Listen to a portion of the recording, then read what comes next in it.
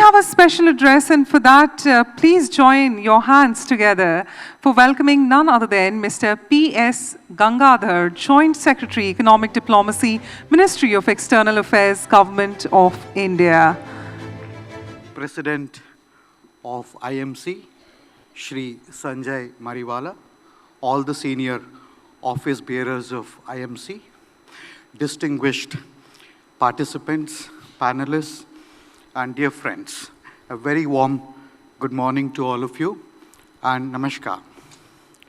It is a great pleasure for me to be here with you, and I would like to congratulate IMC for organizing this conference, which is timely. Friends, the objective of this session is to map the major global shifts and identify the opportunities. As they say, while change is the only constant in life, shifts tend to be much more sharper than change. So they are a bit more challenging to adapt. Let's look at what's happening on the geopolitical domain. What we are witnessing today is the great power rivalry, or rivalries, if you may like to call it, that has made the current global geopolitical situation difficult by any definition. As we know, it amplified the challenges of the COVID pandemic, conflict situations, financial pressures, food security, and climate concerns. It has also given rise to anxieties about concentrated supply chains, weaponization of trade and finance, and now more recently, weaponization of currency and payment systems. Looking ahead, differential progress on digital technologies, particularly the AI, EV, space, drones, or green hydrogen, have clear geopolitical implications. In the economic domain, we can notice that there are broadly 3 to 4 big transitions that are taking place today that will have a lasting impact on the way countries do business with each other. Mr. Rajiv Memani in the previous session did point to some of them. Firstly, the supply chains. COVID exposed the fragilities in the current supply chains and the challenges of concentration of production in certain geographies. It has ushered in efforts towards diversification to build resilient supply chains for the future. Secondly, we are also witnessing dramatic transformation in the realm of digital technologies, underpinned by rapid changes taking place in AI, quantum computing, etc. It is impacting the way production and consumption is being organized, and also the way trade is conducted between countries. Thirdly, the energy transition, which is driven by the sustainability concerns to fight climate change, but is also influenced by the disruptions to supply of conventional sources of energy, and also the rapid technological developments in the new energy sources. The fourth shift, if I may add, is in the domain of labor mobility. It is estimated that by 2030, the global talent shortage could reach over 85 million. And significant shortages are expected to be in Europe, Middle East, Japan, USA, Australia. Also, there is a great curiosity as well as concern over the impact of AI on jobs. It is being predicted that widespread adoption of AI will impact job markets significantly. During COVID, we noticed that the nature of work itself changed. All these will have an impact on job creation and labor mobility across countries. Friends, as India moves towards on the path of mission Vikasit Bharat 2047, we need to navigate all of the above challenges.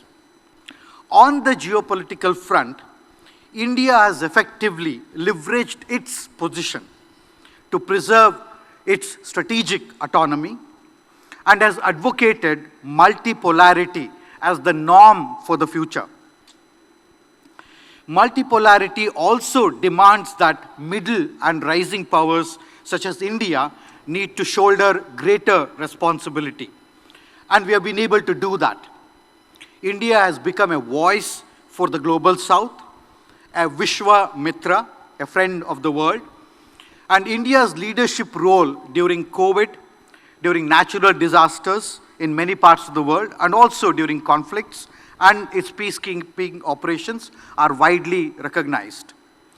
On the economic domain, in order to tap the new opportunities, we have tried to explore new economic alliances and partnerships, including the global initiatives to build resilient supply chains.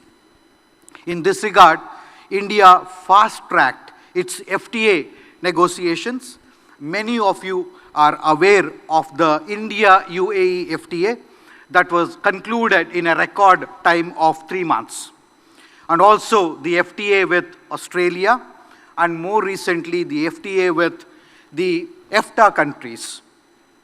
Earlier this week, as you may have seen in the news, that we have resumed FTA negotiations with the UK, and today the entire EU cabinet is going to be in Delhi to progress on the India-EU FTA negotiations and also the India-EU Trade and Technology Council. We are also pursuing new frameworks such as IPEF, I2U2, IMEC to build new synergies and unlock new opportunities. While we are building these new partnerships globally, we are also on a mission to rapidly transform the business climate in this country with deep reforms and significant investments in physical, digital, and social infrastructure. The state governments also have upped the ante. I'm coming from the Global Investor Summit in Assam. I was there yesterday, where the state of Assam is actually trying to position itself not only as a new engine of growth in India, but also as a gateway to the Southeast East Asian countries as part of our Act East policy. Other states are not behind. This month alone, 7 states have organized global investor summits. This healthy competition is making each of our states put their best foot forward. In the area of digital technologies, India has shown the world what is a truly democratic digitalization. We have created digital public infrastructure at low cost that can be leveraged not only for public services delivery, but also for a wide range of commercial applications. India's digitalization stands completely contrast to big tech-led digitalization models we have seen in other parts of the world, and is a role model for countries of the global south that face similar challenges as we do. The wider use of digital technologies in India, coupled with the innovative and entrepreneurial instinct of our youth, has resulted in an unprecedented unicorn boom. In the area of energy transition, we are on a firm path where we have not only met many of the renewable energy targets, but also our Paris climate goals well ahead of time. It's very important to remind our friends, especially from other parts of the world, that India today has a renewable energy mix of 45%, which is actually, I would say that it's an accomplishment for a developing country like ours. Fourthly, the global talent shortage presents us with a great opportunity to reap the demographic dividend. having been endowed with young population, not just young but also talented and enterprising. To capitalize on this opportunity, Government of India has entered into migration and mobility partnership agreements with key countries. Agreements with Germany, Italy, Australia have been concluded, and negotiations are on with a few others. In order to help exploit these opportunities and also to support orderly and legal migration, many of our state governments have also set up dedicated units to support skilled migration. The concept of global workplace is fast becoming a reality, and ensuring labor mobility and migration rests on how quickly we are able to skill and reskill our workforce to tap into these opportunities. Finally, before I conclude, I can say that despite the current uncertainties in geopolitics and in global economy, if there is one thing that is certain, that is the India growth story. India is the new engine of global growth. This gives us an opportunity to emerge as a trusted and reliable partner for the world. I'm sure today's deliberations will contribute to India's journey to Vikasit Bharat. Jai Hind, Jai Bharat. Thank you.